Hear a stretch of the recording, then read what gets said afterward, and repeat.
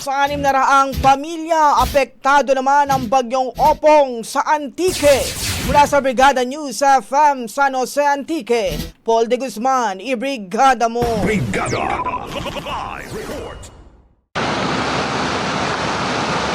Na-stranded ang isang bus sa kalagitnaan ng rumaragasang mudflow sa Ibarawan, Patnongon, Antique. Babiyahe sana ang nasabing bus papuntang Calibo, Aklan. Sakay ang maraming pasahero Biyernes ng umaga, Setyembre 26. Stranded na din ang ilang mga sasakyan.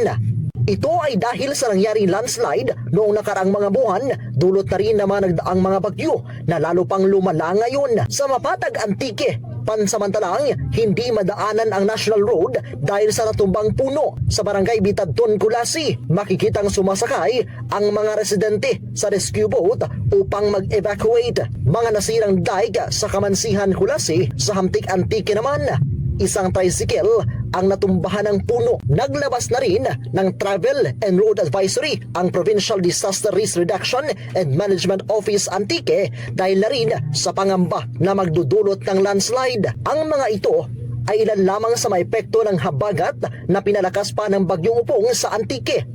Ayon sa Pag-asa, nasa ilalim ng Tropical Cyclone Wind Signal number 3 ang bayan ng Kaluya, Signal number 2 sa Northern Antique at Signal number 1 naman sa Central Antique. Ayon sa datos ng PDRRMO, as of 9 AM ngayong araw, nasa 590 na pamilya o 650 katao ang apektado ng bagyong Opong sa probinsya. Ito ay mula sa mga bayan ng Barbasa, Kulasi, Libertad, San Jose, Valderrama at Tibiao. 256 na pamilya naman o 556 na individual ang dinala sa mga evacuation center. 35 na pamilya o 99 katao ang nasa labas ng mga evacuation center o pansamantalang sumisilong sa kanilang mga kamag-anak. Samantala, nakahanda na rin ang mga relief goods para sa mga apektado.